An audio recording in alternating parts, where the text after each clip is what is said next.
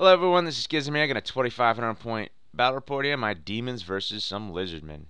Starting on my opponent's far left here, he's got 6 chameleon skinks. To the right of that, he has a salamander hunting pack. To the right of that, there is 10 skink skirmishers with javelins and shields. To the right of that unit, there is 30 plus Saurus warriors, sword and board. And in that unit, in the far right corner, there's an old blood rock and light armor, crown of command, enchanted shield, and sword of might. So some strength 6 goodness here. Predatory fighter and strength 6 is always pretty gross. And he has stubborn, which is always an issue, but good for him. Behind that unit, there is a skink chief riding a pterodon. He's rocking the stegodon helm, light armor, shield, and spear. To the right of the Saurus block, there is 24 or so temple guard, and in that unit, the albino Golrock is present. He is also stubborn, so double stubborn blocks here, which is not good for me. Behind that unit, there is 20 skinks in a unit with a Croxagore, and in that unit, there is a BSB chief with light armor, shield, javelin, and a dragon helm. There's also a level 2 skink priest with a dispel scroll. He's rocking beast. He's got wild form and cursive honor here. Attached to that unit, there's a level 4 slan mage priest. He's rocking the channeling staff, harmonic conversions, becoming cogitations, and wandering deliberations. So pretty much he is a channeling 3 dice on a 5+ wizard. He can reroll his first failed dispel attempt, and he is a lore master of high magic. So that should be fun.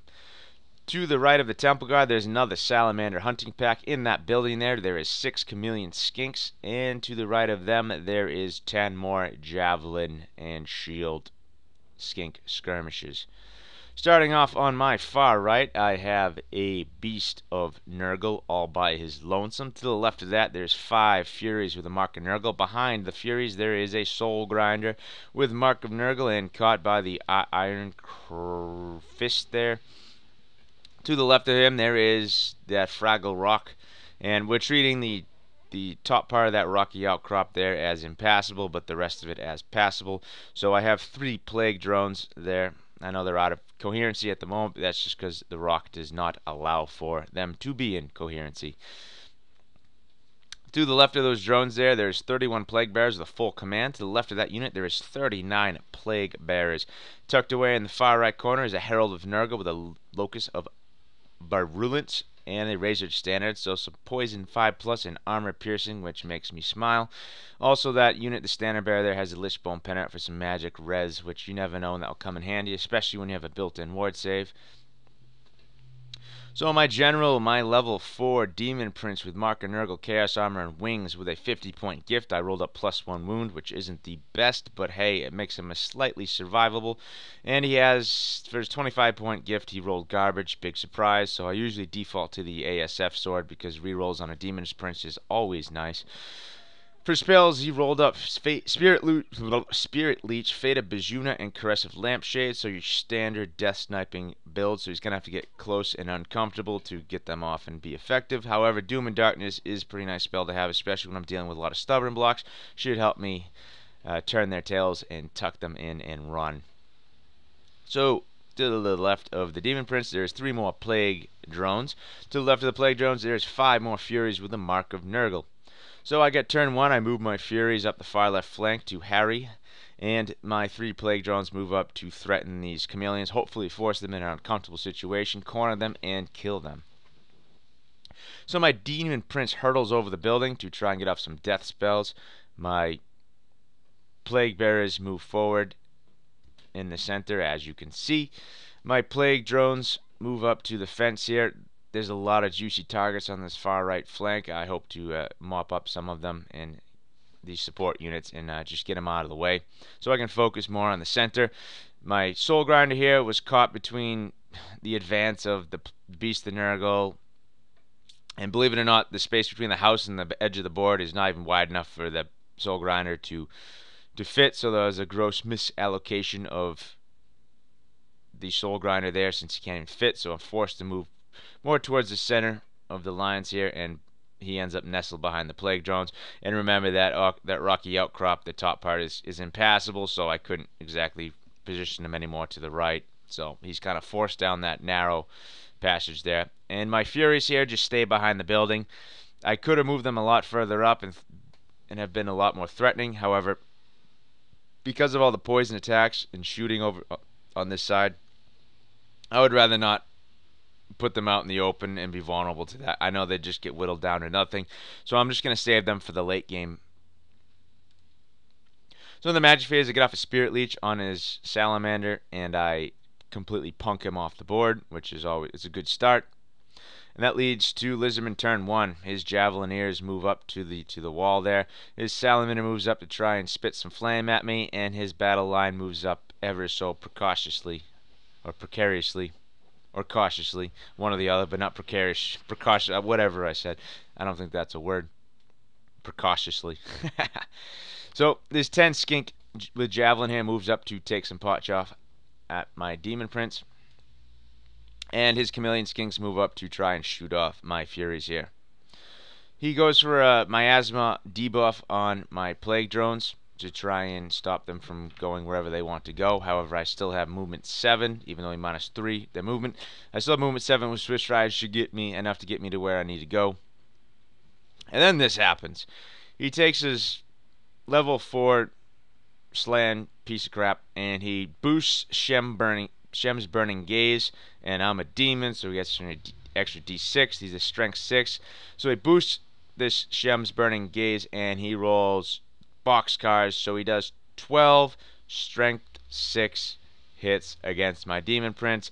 He rolls like 7 or 8 wounds, and I fail at least 4 of my 5+ ward saves, and turn 1 it completely gacks my level 4 General Demon Prince off the board.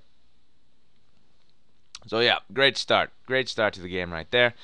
So my magic phase is gone, and my general's gone, and my Demon Prince, well, is one and the same, or all in one, is gone. So I bury my head in my hands for about 3 seconds, and yeah, move on with the game. So then his Chameleon Skinks here take off 3 of my Furies, which is not so bad. I was expecting to lose the whole unit. Then his Salamander here then misfires and gobbles up 2 of his own crew. And that ends the Lizardmen turn 2. So we go into Demons turn 2. We are Demon Prince less. And so I take my Plague Drones. I charge his Salamander that was out in the open. He elects to flee. So I redirect, and I pass my redirect test, and I redirect into the building, and I survive the stand and shoot. And so I know I won't be able to attack with my drones per se, but I figure I don't want to be left out in the open. I have to go somewhere. I already announced the charge, and if I just complete the charge reaction, I'm going to fail it. I'm going to end up right out in the open, and his Temple Guard is easily going to mop up my Plague Drone. So I figure the only option is to redirect into the building here. So I know I'll only be attacking with my 3 Plague Bearers on top, but I think that should be enough to mop up some Chameleon Skinks, or at least I hope so. Then my Beast of Nurgle takes a wound on charging these skinks with javelins, but you know, I got 4 wounds. I'm pretty tough. Hopefully I'll be able to, you know, he doesn't get poisoned in combat, so hopefully I'll be able to roll high and take out and break these skinks. In the left corner here, I charge with my Plague Drones. He knows if he flees, then I'll just be able to run him down with the Furies, so he sticks there, and I manage to get into his flank here.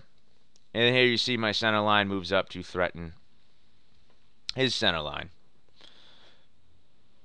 And my Soul Grinder in the shooting phase, believe it or not, with nothing else better to do, I do his Cannonade attack here, and I take out one of his Temple Guard. I know it's more of a risk, and the rewards are not too fruitful, but I know, I figure I might as well do it. So in the combat here, I managed to kill them to a man, and I reform. I did pass all my dangerous terrain here. And in the combat here, my 3 Plague Bearers in the building kill 1 of his Chameleon Skinks, and he manages to do a wound to me. So I win the combat, but he's stubborn inside that building, and he sticks. In the combat here, I roll with the Plague Beast, the Beast of Nurgle. I roll really bad, and I only do 1 wound to him. He does a wound to me. I win this combat, but he sticks again. That takes us to Lizardman turn 2. He takes his Saurus block and his Temple Guard and charge my main block in a desperate attempt to try and get it out of the way, because he knows if he can take it now with my Demon Prince dead, if he can take that block out of the game, he can essentially take you know, all the combat punch out of my army. So he tries to take his Temple Guard and his Source unit in, and he fails his Temple Guard. They had a little bit longer to go, and he doesn't make the roll. So his Source unit goes in alone, which is okay by my standards. But he will have his magic phase to support it, so I think that's what he was trying to do with both his units and support both of them with magic, but wasn't meant to be. And his skink Javelineers there turn to face my Plague Drones, which are inbound. And his general, his Slanmage's Priest there moves to get out of the way to support his units, and his Pterodon flies over to the right there. Because, actually, I put my Furies behind the building. You can't see them, and I didn't note it in the previous turn. My Furies hop from one side of the building, the yellow building, to the other side of the blue building. So, he moved his skink so I couldn't charge the rear of his unit. Skink on a Pterodon there. In the magic phase, he gets off Ice Shard Blizzard. He's just going to roll a cavalcade of spells just to try to get whatever debuffs he can. So now, I don't hit him on the 4s. I need the 5+ poisons now, so I'm okay with that at this point. But then he goes and throws Wild Form on his Source unit here, so now there's Strength 5, Toughness 5, which is is pretty disgusting. So then we move to the combat phase, and these skinks do 2 more wounds to my Beast of Nurgle. This is pretty pathetic here. And I roll a 1 for my amount of attacks, so I get 2 attacks, and I fail to hit with both of them. So he wins this combat, but I pass my demonic instability. In the combat here, my 3 Plague Bearers here do 1 more wound to the Chameleon Skinks. I win the combat here. He doesn't do any wounds to me. However, he's still stubborn in that building, and he sticks. So we go to the combat here with the Saurus Warriors in my horde of Plague Bearers. I haul off and only manage to kill, with all my poison 5+s, I only managed to kill 6 of his Lizardmen, which I consider to be pretty paltry, but I guess that's the way the dice roll. But in an even more unimpressive display of rolling, his Strength 5 Saurus here only managed to kill 3 of my Plague Bearers. Now, I think he rolled 6 wounds, 6 or 7, 8 wounds. But I rolled my 5+ saves like a boss. And when you're a demon player, no matter what you do, you're gonna if you can roll 5+ saves, you can always do pretty well in a combat. So that's that. I think I end up winning that combat, but he sticks on a stubborn. He had the charge, and he didn't do nearly as many wounds there. So it takes us to Demon's turn 3. I issue a long bomb charge on his Skinks with Javelin. He holds to get the stand and shoot here, and he managed to take a wound off, and I managed to make the roll, which I think I needed a high, I think a 9 or a 10, maybe even 11 to make that charge, but I get it, so this is good. It sets me up for a rolling combat here if I can manage to break those Skinks first. And in the center here, now that the flank of his Temple Guard is exposed, I managed to take my Anvil unit here, and I just charged my 30 Plague Bearers into the front, and I take my Soul Grinder into the side, hoping for a decent Thunderstomp. My 2 remaining Furies in the far left flank just move up, and my other Furies on the far right flank move over to try and pin his Slanmage Priest in, or force him to move him somewhere that he doesn't want to be. Just really apply the pressure. My Winds of Magic this turn, I roll a 10, so I get +1 on my ward save. How convenient in a time of such turmoil, I roll such a result. So my Beast of Nurgle here decides to finally kick up, and he kills 3 of these Skinks with Javelins. He does no wounds to me. He breaks from combat. I attempt to run him down, and I fail to catch him, but there they are, running off the edge of the board. My Beast of Nurgle following suit. In the combat here with these Chameleon Skinks in the building, I finally haul off and kill 3 of them. He does no wounds to me. He loses and breaks and flees through the Salamander here, and right off the board. The Salamander doesn't make it off the board quite yet. And I just choose to reform with my Plague Drones to face the center. And now you can see I got a juicy rear charge on his Temple Guard unit. So when I make this charge here, I have to take some dangerous terrain because Gorok is an idiot and has, for some reason, forces dangerous terrain test. So I lose a Plague Bear before the combat starts. And then combat starts. I kill 6 of his number. He kills 4 of my plague bearers. Remember, at this point, I do have that 4-up ward save. And those are my attacks in total. So my soul grinder and my plague bearers here only do 6 wounds, and that does include the stupid thunderstomp. However, in a very appallable display of rolling, he fails his stubborn check and the reroll, and he flees. My plague bearers charge right off the table here because he bounces right through his pterodon, and my plague drones fall him right. My plague bearers fall him right off the board, and my soul grinder doesn't quite catch him. He ends up right there. So the combat in the center here, I do 7 wounds to him, and he does 5 wounds to me, thanks to the 4+ ward save, which is the great balancer of all. And my plague drones do 7 wounds to the skinks here. He does no wounds to me, and an impressive display of rolling and denying me the cascading combat here. They roll double 1s, and they stick around. So that takes us to Lizardman turn 3. He rallies his salamander, his skink hero here on a pterodon, tries to clean up some points and go after my beast of Nurgle. In the magic phase, well, you can see he moves his skink unit with his slan out of the charge arc of my plague drones, or at least my fury is there. He doesn't move him out of the charge arc, but he moves him forward to try and get out of the rear, because the rear is pretty much full of plague drones, furies, soul grinders, and my unit of plague bears is going to come back on the board edge my next turn here. So in the magic phase, he gets off miasma, and he minus his 3 weapon skill from the plague bearers here, which I'm okay with because now I need 5s to hit again, but they're poison 5+, so it's not so bad. I'm just gonna make sure I don't get the he doesn't get the ice shard off, so then I'll need 6s to hit, and that just negates a lot of my combat efficiency here. And then he goes and he gets wild form off again, so now he's strength 5, toughness 5 once again. My plague drones managed to mop up in combat the final 3 skinks with javelins, and they reform to face the flank here of the Saurus. And in a challenge, the Old Blood defeats my Plague Bearer champion. I'm okay with that, because then my Plague Bearers haul off and kill 9 of the Saurus. And he only manages to kill 2 Plague Bearers with the rest of his unit, his strength 5. You know, he's hitting me on 3s, he's wounding me on 3s. And I have a 4-up ward at this point, and he only manages to do 2 wounds to me. So I win this combat handily. However, he's stubborn, he sticks around, and at this point he realizes that I'm just going to grind him to oblivion. So he decides to throw in the towel at this point, because next turn I'm going to side charge him with the plague drones. I'm going to rear charge him with the other plague drones. My other unit of plague bearers is going to come back on the board. The soul grinder is going to reform. It's going to be all sorts of hell. He really has nowhere to go at this point. So he just decided to throw in the towel there.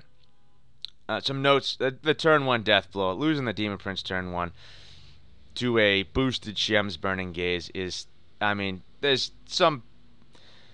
And when you play a game, you know, and you put all your eggs in one basket, especially with, you know, 500-point Demon Prince, he's your level 4 caster, and he dies turn 1. There's something to be said of, it's like when you break up with your girlfriend you've been with for 4 years. Like, when that happens, you get this uneasy feeling, like this horrible, this deep dwelling, like, I want to puke right now.